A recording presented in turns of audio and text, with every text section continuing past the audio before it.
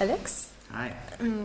Well, so we are here at the European Coworking Conference. Could you please tell me a bit about IndyHall? Sure. So IndyHall is a co-working space in Philadelphia that I helped start in 2007. We've been running for, we had our 4-year anniversary party in September.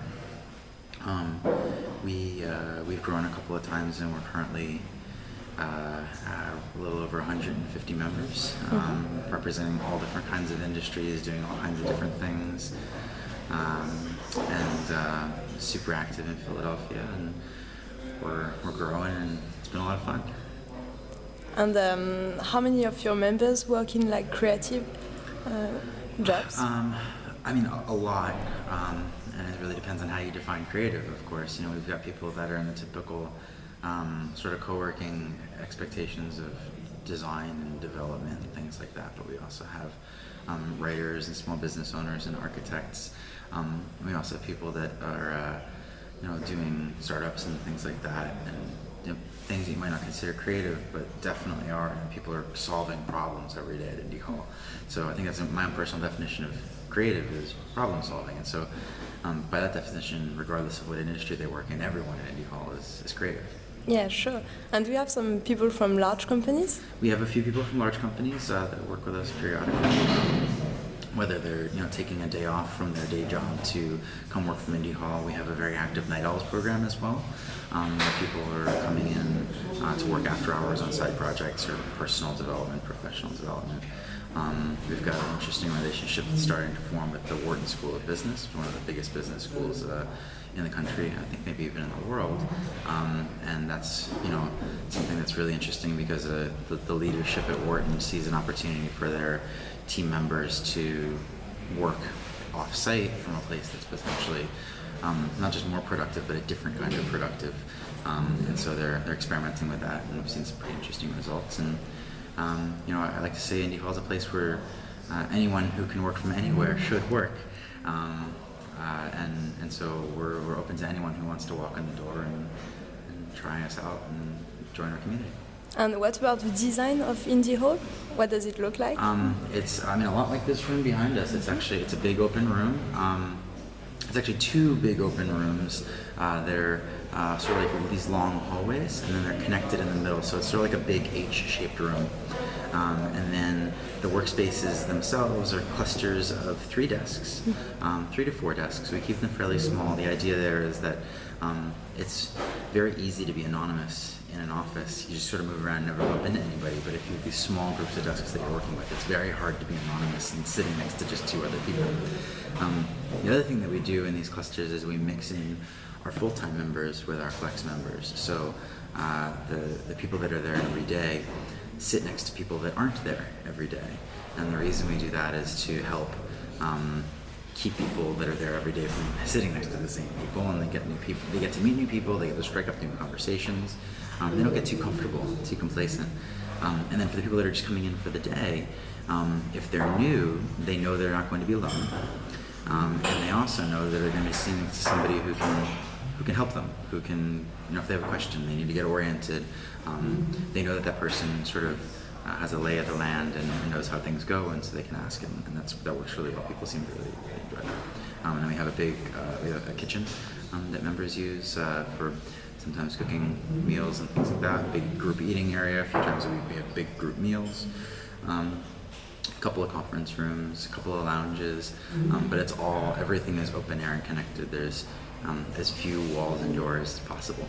Okay, and do you have like some examples of stories which took place in? Sure. And a couple of stories that are a lot of fun are the ones where people that came to IndyHall to work on their own things met each other, especially people who would have never met each other. They wouldn't have had a reason to meet each other. They happened to be sitting next to each other, struck up a conversation, became friends, and then realized that their complementary skills would allow them to create something together. So there's one good story about actually it was our former office manager and intern who he'll be the first time he had basically no hard skills. He didn't know what he wanted to do with his life. He had a psychology degree, and when he graduated, he went and worked construction and sold cell phones, and like basically totally lost. And so he came to IndyHall not just to work a bit for IndyHall, but to find how people make money, how people made money doing what they love. And along the way, met a guy who's a video game developer. He makes games for the iPhone. And they just became really good friends. And one day Jake said to Parker, we should do something together. You can draw. Like, I've seen you draw. Can you draw stuff for a video game? Parker said, yeah, probably. And I've seen Parker over the last 2 years improve his skills as an artist. And together they created a company that does game design and development for hire, as well as they create their own titles to submit to the App Store. Okay. There's a couple other stories. And do they still work at the co-working place? They still work at the co-working space, yeah. And then we've got there's a number of other stories like that where people that weren't working together met each other, realized that they liked each other, and then the opportunity to do business together came after. I think that's one of the things that's really special about co-working, especially at IndyHall, is the fact that we put all of our focus on helping people build relationships, knowing that the transactions that come later will be amazing because they have such strong relationships. And the IndyHall was one of the first co-working space. We were one of the first. Yeah, we were pretty early on. And you were quite innovative with your business model. Yeah, we had to be innovative. There wasn't a lot. There wasn't a lot out there. We knew we didn't want to be an office rental. We didn't want to be a desk rental. So we had to reevaluate the model and say, well, what are we going to do? What's the value we want to create? And what we thought we were creating was a way for people to be around each other. And so that sounded like membership to us. And so our model was one of the first that really emphasized membership. We developed a spectrum of membership based on members that actually were basically waiting for us to create a co-working space. It wasn't theoretical people. I could give you the names of the people that signed checks before we even signed a lease. So we have a very practical and pragmatic approach to developing the business model, and it's so you built the community first, and then you found a space. Yeah. We spent almost a year building the community first, and they didn't just tell us; they showed us what they wanted, and it's important. I think it's important to realize that you can ask people what they want, and they'll tell you, and they'll usually be lying. What people say they want, and what people actually want, are very different. So you need to sort of look through what people say they want to what they do and how they act. And then put those two things together and figure out, well, what can you provide? Because the problem with asking people what they want is they'll only tell you what they know. They can't tell you what they want if they've never seen it before. And we thought we were creating something that people had never seen before. And that thing, we stay very true to that thing for the last 4.5 years. And that continues to be the thing that people come back for and are excited to be at IndyHall for and are very happy to pay money for and stick around for a very long time to have that experience of being around other really great people. And what do you do to improve the exchanges and the communication between all the coworkers? Yeah, so it could be anything from very actively planned events, sort of like a show and tell. People show off things they've been working on or things they learned.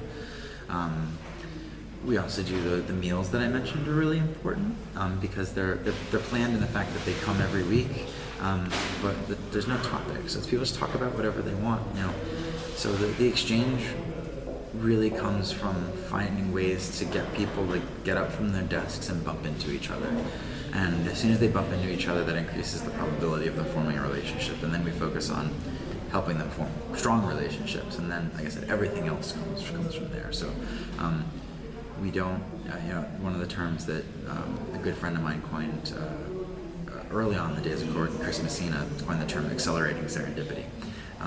We know that people will, given the opportunity to, will bump into each other and great things will happen. We think our job is to make that happen easier, faster, and more often. So it's more about creating contexts where that's possible. We don't make it happen, we let it happen. A lot of places go out of their way to keep that from happening, and we go out of our way to make it so that if it could happen, it will. And you told me you have a plan to build a house. Yeah. I can't do anything easy, can I? So when we were talking about growth, we said, do we add more desks? Do we add more floors? Do we add more buildings? Do we go to other cities? And I said, no. let's think about what we do and what we do really well and see where else doing that would be valuable. And so we realized that along the way, IndyHall wasn't about creating a better office, it was about creating a place where you had better coworkers. And so we said, well, we don't know a whole lot about how people live. So what if we built a house that wasn't about a better house, but it was about better neighbors?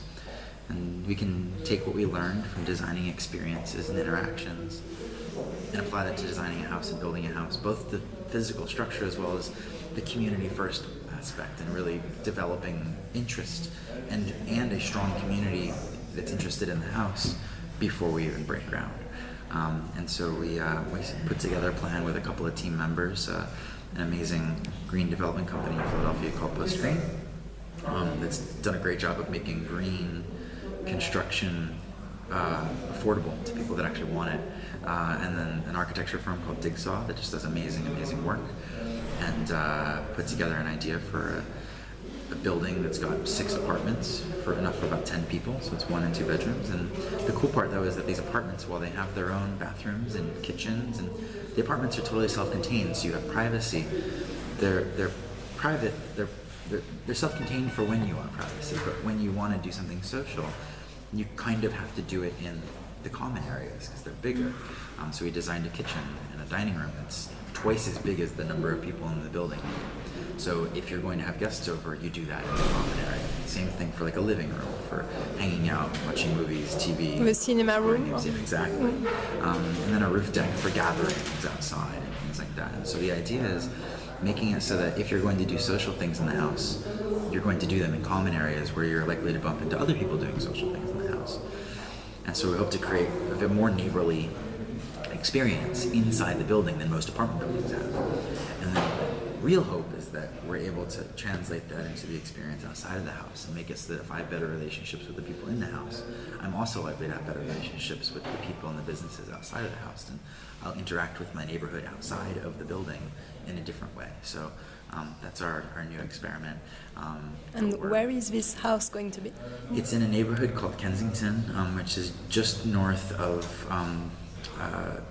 downtown in Philadelphia. So it's right near public transit, so it's really easy to get to, but it's sort of on the fringe of where people are used to going. So it's, there are people that are already there, there's things that are already there, and we're currently looking to meet people and find things that are already there that are very cool that nobody knows about, and make sure that we're partnered with those people, we're friends with those people, so that as more people come into Philadelphia, into the neighborhood because they know about us, we can say, oh, by the way, we're not the only cool thing here. There's all these other amazing like art studios and galleries and cafes and bars and restaurants. There's an amazing Hispanic community. There's amazing food that like people go to the places they know about. We want to help them go to the places they don't know about that are also really amazing. And I'm moving into the house. That's important. Okay. So I'm really excited to be living there, and it's the living experience. And I created IndyHall. IndyHall was the working experience I wanted. Now I'm going to create the IndyHall house. And if someone wants to join you and to live in this house, is it too late or not? No, we still have room. There's a bunch of information at house.indyhall.org. IndyHall is just indyhall.org, and then the house.indyhall.org for information about the house. And there's information, there's designs you can see, there's updates on stuff going on in the neighborhood, you can meet the rest of the team that's involved, and we'll be working real hard to really build that community very strong between now and the beginning of next year, before we break ground, and then we'll break ground, and hopefully I get to move in next year. Next year? Yeah, okay. So well, this time next year I want to be living in the house. So, okay, so good luck with it. thank you. Thank you, Alex. Cheers.